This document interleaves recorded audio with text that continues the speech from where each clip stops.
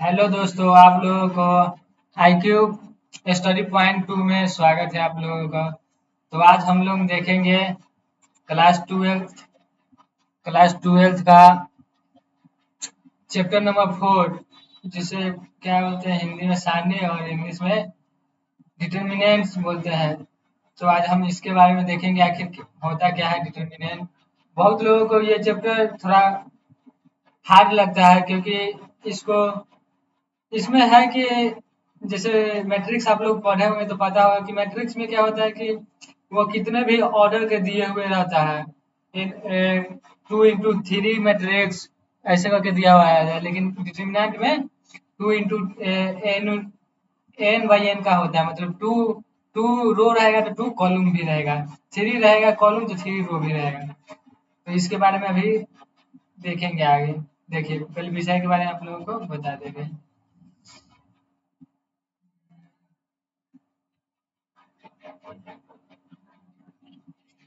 देखिए सिलेबस क्या है। इसे पहले हम लोग क्या देखेंगे, सारणी की परिभाषा एवं मूलभूत उदाहरण।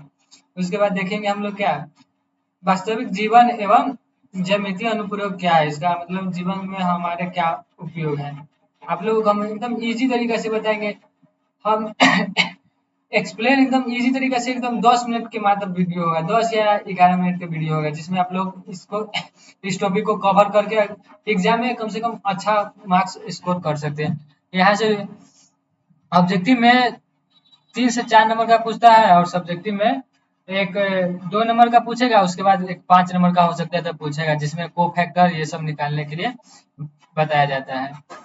चलिए तीसरा तीसरा टॉपिक क्या पढ़ाएंगे, द्वितीय 2x2 एवं तृतीय 3x3 कोटि के सारणी। उसके बाद देखेंगे सारणी के महत्वपूर्ण गुणधर्म, प्रॉपर्टीज देखेंगे उसका। उसके बाद है त्रिभुज का क्षेत्रफल। हम इसमें त्रिभुज का भी क्षेत्रफल, एरिया ऑफ रेक्टेंगल भी निकालना है। उसके बाद पढ़ेंगे माइनर और कोफैक्टर्स। उसके बाद देखेंगे एडजॉइंट और इनवर्स। और उसके बाद रेखीय समीकरण के द्वारा किस मतलब रेखीय समीकरण को अव्यव विधि से हल करेंगे। और उसके बाद जो पहले 10 वर्ष या उससे 8 वर्ष या 5 वर्ष से पहले जो वीवीआई क्वेश्चन पूछा गया बिहार बोर्ड के द्वारा, वो भी हम आप लोगों को कराएंगे। इसका मतलब एक प्लेलिस्ट बना देंगे कि हाँ 10-10 मिनट के रहेगा, उसमें आप लोगों को थोड़ा ज्यादा बोर नहीं होना पड़ेगा कि हाँ इतना बड़का वीडियो है, ये है वो है। चलिए तो स्टार्ट करते हैं। देखिए डिफिनीशन क्या लिखा हुआ है, थोड़ा इसको जूम कर दे रहे हैं।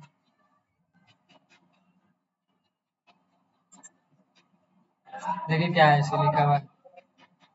परिभाषा क्या है, प्रत्येक वर्ग अवयव स्क्वायर मैट्रिक्स। देखिए मैट्रिक्स होता है, उसमें हम आप लोगों को अभी बताया है, जैसे मैं रुक जाए बता दे रहे हैं। जैसे कोई मैट्रिक्स है तो मैट्रिक्स का पहला तो ये है कि ये मैट्रिक्स आखिर मैट्रिक्स होता है ना, जो इस बॉक्स के फॉर्म में रहता है, और डिटर्मिनेंट होता है जो इस फॉर्म में रहता है। ठीक, अब मैट्रिक्स का होता है ना, यहाँ पे जो लिखा रहेगा कॉलम और रो, वो कुछ भी हो सकता है, 2 by 3 ऐसा हो सकता है। लेकिन ये डिटर्मिनेंट है ना, इसमें अगर जो होगा तो 2 into 2 होगा, तो यहाँ पे कॉलम 2 है तो रो भी 2 ही होगा। ठीक, अगर ये 3 होगा तो यहाँ पे भी ये 3 by 3 हो जाएगा। ठीक, जिसको हम बोलते हैं, इसको ऐसे भी बोल सकते हैं कि n का हो सकता है, n का हो सकता है ये डिटर्मिनेंट। लेकिन मैट्रिक्स क्या होता है, n n into m के फॉर्म में हो सकता है। ठीक, यहाँ पे n के मान 3 भी हो सकता है, m के मान 2 भी हो सकता है, तो कुछ भी हो सकता है। ठीक, तो इसीलिए बोला गया है कि स्क्वायर मैट्रिक्स। देखिए यहाँ पे बोला गया ना स्क्वायर मैट्रिक्स। स्क्वायर मैट्रिक्स किसको बोलते हैं, इसी को। यहाँ पे ये मैट्रिक्स है ना, इसको यही 2 by 2 का रहता है ना, तो इसी को बोलते हैं स्क्वायर मैट्रिक्स। ठीक, इसी को बोलते हैं स्क्वायर मैट्रिक्स, 2 by 2 का रहता है तो वही बोलता है कि स्क्वायर मैट्रिक्स। देखिए यहाँ पे लिखा हुआ प्रत्येक वर्ग अवयव स्क्वायर मैट्रिक्स ए को एक संख्या वास्तविक या श्रमिश द्वारा निरूपित किया जा सकता है, जिसे अवयव का सारणी डिटर्मिनेंट कहते हैं। ये जो अभी बताया ना, उसी को क्या बोलते हैं, डिटर्मिनेंट बोलते हैं। देखिए इसे इसे देखिए, इसका शॉर्ट फॉर्म में इससे भी सूचित किया जाता है, जिससे आप लोग समझ सकते हैं कि अच्छा है इसका मतलब डिटर्मिनेंट का वैल्यू है, ठीक। या इसको ऐसे भी लिख सकते हैं, देखिए यहाँ पे ये फॉर्म है ना, इस फॉर्म में भी आप लोग लिख सकते हैं। देखिए इसको क्या बोलते हैं, डेल्टा बोलते हैं, जो ये वाला साइन है इसको क्या बोलते हैं, डेल्टा बोलते हैं, डेल्टा से प्रदर्शित किया जाता है। देखिए आप लोगों के यहाँ पे ये चेतावनी भी दिया गया है, क्या है देखिए यहाँ पे लिखा हुआ है, ये निरपेक्ष मान अब्सोल्यूट वैल्यू या मॉड्यूल नहीं नहीं है, इसका मान ऋणात्मक भी हो सकता है।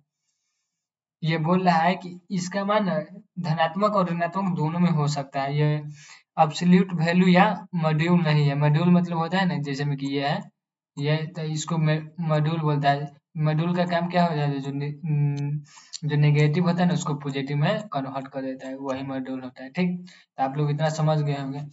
देखिए यहाँ पे दिया एग्जाम्पल में भी दिया गया है, देखिए उदाहरण के लिए दिया गया है 2x2 मैट्रिक्स, इसी को बोलते हैं स्क्वायर मैट्रिक्स, ठीक। मतलब स्क्वायर मैट्रिक्स बोलते हैं, लेकिन अभी हम पढ़ रहे हैं डिटर्मिनेंट, तो इसको 2x2 का डिटर्मिनेंट है, ठीक। ए ए इक्वल टू कितना दिया है, ए बी और सी डी है, तो इसका सारणी क्या होगा, ये यहाँ पे देखिए। आप लोगों को अगर जब याद करना है तो आप लोगों को हम बता देते हैं, एक बताते हैं कि याद कैसे हो जाए।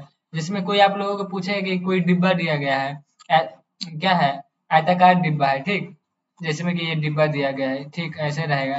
तो बोले कि इसका एरिया फाइंड कीजिए, तो आप लोग कैसे फाइंड कीजिएगा, इसका एरिया कैसे फाइंड कीजिएगा, तो आप लोग कहिएगा कि इसको एरिया फाइंड करना है, तो बोलेंगे क्या, लंबाई इंटू चौड़ाई, एल इंटू बी, ठीक। लंबाई इंटू चौड़ाई बोलेंगे, ठीक। इस डिब्बा को एरिया निकालने के लिए क्या है, क्या गुना किया, लंबाई इंटू चौड़ाई। तो उसी तरह से ना डिटर्मिनेंट को निकालने के लिए ना, तो मैट्रिक्स की उसी तरह मैट्रिक्स की दुनिया में एरिया निकालने के लिए ना, एरिया निकालने निकालने के लिए उसी तरह से डिटर्मिनेंट काम करता है, ठीक। उसी तरह से डिटर्मिनेंट सेम उसी तरह से काम करता है मैट्रिक्स की दुनिया में, उसे डिटर्मिनेंट बोलते हैं, ठीक। इसका आप एप्लीकेशन देखते हैं, वास्तविक जीवन में क्या एप्लीकेशन है, देखिए। देखिए पहले तो हम आप लोगों को ये इसका ये बताते हैं, क्या है ये अवयव बनाना सारणी। देखिए किस तरह से बनता है इसको, ये डिटर्मिनेंट है ना यहाँ पे, रुक जाइए, ये डिटर्मिनेंट है, देखिए यहाँ पे डिटर्मिनेंट के बारे में लिखा गया है। देखिए किस तरह से बनता है, अवयव बना कहते बनाम सारणी, कंपैरिजन टेबल है, कंपैरिजन किया गया है किस किस के आधार पर, देखिए आधार या फीचर, फीचर क्या है, देखिए स्वरूप, आकार, कोष्टक। स्वरूप मतलब कि कैसे देखने में लग रहा है कि उसका स्वरूप मतलब क्या है, आकार मतलब किस तरह किस टाइप का है, ये आयताकार है कि बेलनाकार है या गोलाकार है, उस तरह का, उसी को बोलते हैं, ठीक। तो देखिए स्वरूप क्या है, संख्याओं का व्यवस्थित ढांचा, यही बोल इसमें है अवयव में, ये अवयव का है, ठीक। इसमें अवयव में क्या होता है, मैट्रिक्स में क्या होता है कि संख्याओं का सुव्यवस्थित ढांचा होता है, मतलब संख्या जो दिया हुआ रहता है ना उसको मतलब एक व्यवस्थित तरीका से, सुव्यवस्थित तरीका से सजाया हुआ रहता है, ठीक। इस फॉर्म में रहता है, इस कोष्टक में रहता है। देखिए आप लोगों को अभी दिखाया, नीचे बताया गया है कोष्टक के बारे में। देखिए इसको मैट्रिक्स को इस कोष्टक में लिखा जाता है। उसके बाद देखिए एक द्वितीय संख्यात्मक मान, एक द्वितीय संख्यात्मक मान होता है, और ये जो क्या बोलते हैं डिटर्मिनेंट होता है, इसमें एक अद्वितीय अद्वितीय संख्यात्मक मान होता है, मतलब कि बहुत सारा कोई भी मान हो सकता है, ठीक। इस तरह का रहेगा। इसको क्या बोलते हैं, सॉरी इसको ऐसे होता है,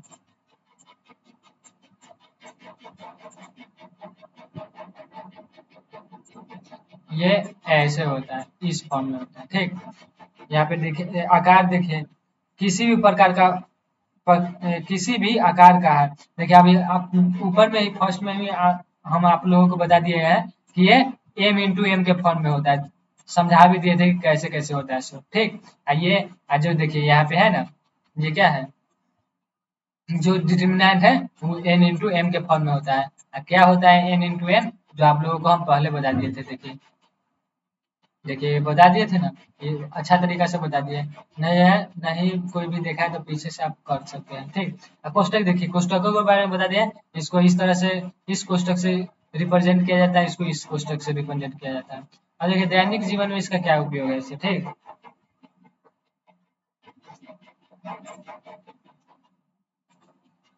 देखिए दैनिक जीवन में क्या उपयोग है। कंप्यूटर ग्राफिक्स में आप लोग देखे होंगे, गेम उम खेलते होंगे ना। देखिए यहाँ पे दिया गया है, रुक जाए थोड़ा जूम आउट करते हैं। देखिए यहाँ पे कंप्यूटर ग्राफिक्स में 3D गेमिंग और एनिमेशन में ऑब्जेक्ट को स्केल, रोटेट या ट्रांसलेट करने के लिए सारणी का ये व्यापक उपयोग होता है। आप लोग क्या है कि आप लोग आगे जब कुछ अच्छा कॉलेज या यूनिवर्सिटी में जाइएगा ना, जब इंजीनियरिंग इंजीनियरिंग करने जाइएगा, तो उसमें भी इसका प्रयोग होता है। तो आप लोग ये सब इंजीनियरिंग वाले लोगों को पता होगा कि वो लोग पढ़ते हैं ना, तो उसमें है कि क्या क्या यूज होता है ये मैट्रिक्स का, उन लोगों को पता है। जो कोडिंग वोडिंग होता है ना, तो उसमें यही सब चीज का यूज होता है मैट्रिक्स के बारे में। ठीक, चलिए अब आगे देखते हैं। थोड़ा जूम कर लेते हैं। ठीक, सारणी का ज्यामितीय अर्थ, ज्योमेट्रिकली मीनिंग देखिए। सदिश क्षेत्रफल, वेक्टर एरिया।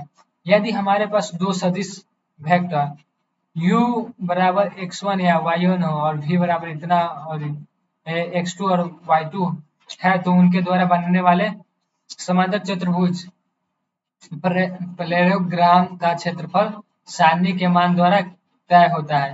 देखिए बोला कि अगर कोई भी वेक्टर सदिश मतलब दो सदिश दिया गया है, एगो u एगो v। देखिए यहाँ पे दिया हुआ है, एगो u है, सॉरी, एगो u है, यहाँ पे u है, एक v है। तो उसको क्षेत्रफल निकालने का देखिए बताया था ना कि u इंटू v, जिस तरह से होता है उसी तरह से u इंटू v। जिस तरह से कोई भी एरिया का निकालना चाहते हैं तो क्या करते हैं, उसके लंबाई इंटू चौड़ाई से गुणा कर देते हैं। वैसे ही क्षेत्रफल निकालने का क्या होता है, ये दोनों को क्या करते हैं, मल्टीप्लाई कर देते हैं, u इंटू v। तो यहाँ पे देखिए डेल, डेल इसको बोलते हैं, पढ़ते डेल है लेकिन इसका मतलब होता है डिटर्मिनेंट। ठीक, determinant x1 y1 x2 y2। ठीक है, यदि सारणी का मान सुनिए, यही डेल है ना, ये डेल मतलब ये डिटर्मिनेंट का मान अगर जो जीरो आ जाता है ना, अगर ये जीरो के बराबर हो जाता है, जीरो के बराबर हो जाता है, तो ये क्या होगा, जब जीरो के बराबर हो जाएगा ना, तो इसको बोलते हैं संरेख होगा, संरेख, संरेख होगा।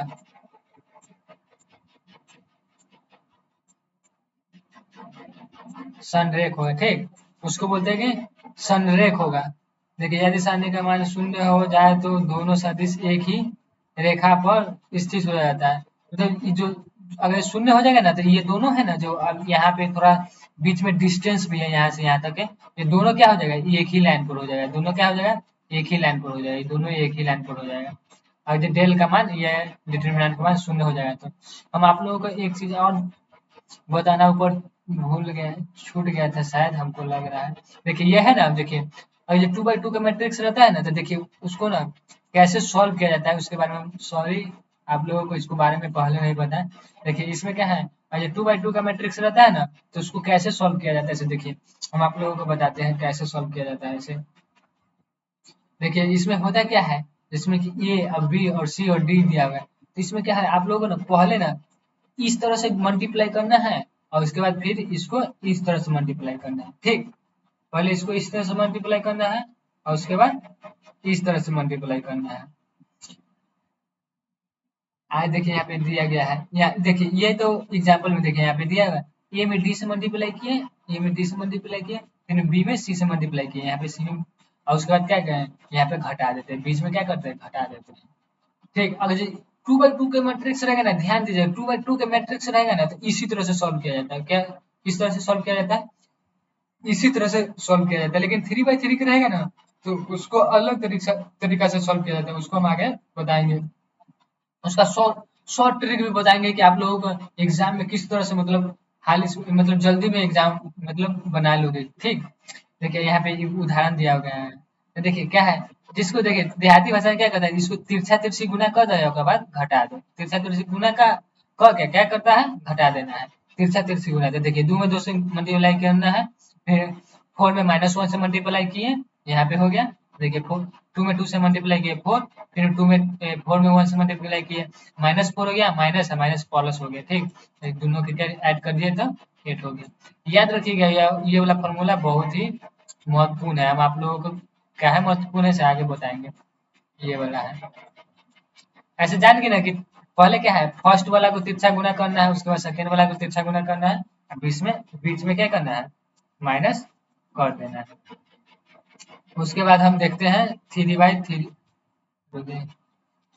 3/3 का मैट्रिक्स। अच्छा, ये चीज तो देख ही लिए हैं, ये भी देख लिए। ये देखिए,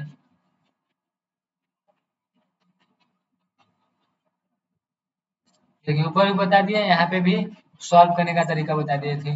हम वहाँ पे ना वो नहीं बताए थे, इसीलिए यहाँ बता दिए ताकि यहाँ पे आप लोग ये क्वेश्चन आप लोग बना सके। अभ्यास प्रश्न है ना, उसमें आप लोग ये वाला खुद से ट्राई करें कि हाँ कैसे बनेगा ये जो क्वेश्चन है ना, ये खुद से ट्राई करके देखें। ठीक, देखिए यहाँ हल करने का नियम अभी जो जस्ट ऊपर बताया है सेम वही बताया गया है यहाँ पे। देखिए यहाँ पे है ना 2/2 का सारणी है। देखिए वो इसमें क्या है कि डिफिनीशन के माध्यम से बताया गया है कि डायगोनल, जो प्रिंसिपल डायगोनल है ना, उस देखिए यहाँ पे प्रिंसिपल डायगोनल है, इसको इस तरह से मल्टीप्लाई कर दीजिए, इसको इस तरह से मल्टीप्लाई कर दीजिए, और इसको क्या कीजिए, घटा दीजिए। अगर डिफिनीशन में पूछा है तो इस तरह से लिख लीजिए कि एक 2 सारणी को मुख्य विकर्ण प्रिंसिपल डायगोनल के तत्वों को गुणा करके फिर सहायक विकर्ण के तत्वों को गुणनफल करके घटाकर हल किया जाता है। ठीक, इस तरह से मतलब बना लीजिएगा। ठीक है, इसको आप देखिए, इसको भी हम बताइए दे रहे हैं। देखिए यहाँ से यहाँ मल्टीप्लाई किया, 4 में 5 से मल्टीप्लाई किया, फिर क्या किया 3 में 2 से, देखिए 3 में 2 से मल्टीप्लाई किया, उसके बाद दोनों को सब्सट्रैक्ट घटा दिया। ये वाला 20 यहाँ पे आ गया, ये वाला 6 यहाँ पे आ गया, टोटल आंसर क्या हो गया 14। चलिए आगे देखते हैं। अब देखिए 3/3 का मैट्रिक्स क्या होता है। देखिए 3/3 का मैट्रिक्स में क्या होता है, इसको देखिए तृतीय कोटि का सारणी है। देखिए इसमें क्या दिया गया है, इसका सॉल्व करने का हम तरीका बताएंगे, दो वो तरीका बताएंगे। वो इजी तरीका एकदम ट्रिक है, एक वो है जो नॉर्मल है। देखिए नॉर्मल में क्या है जो बताते हैं। देखिए विस्तार करने की विधि, मतलब इसको सॉल्व करने की विधि। प्रथम प्रथम पंक्ति R1 रो के अनुदिश विस्तार का सामान्य सूत्र निम्नलिखित प्रकार है। देखिए हम आप लोगों को एक चीज और बताना भूल गए हैं। देखिए एक बात याद रखिए, ये रो बोला है ना, तो रो मतलब क्या होता है। देखिए ये ऐसे ऐसे है ना, इसको क्या बोलते हैं, रो क्या बोलते हैं, क्या बोलते हैं रो। और जो इस तरह से है ना, ये ऊपर से नीचे, इसको क्या बोलते हैं, कॉलम। क्या बोलते हैं, कॉलम। क्या बोलते हैं, कॉलम।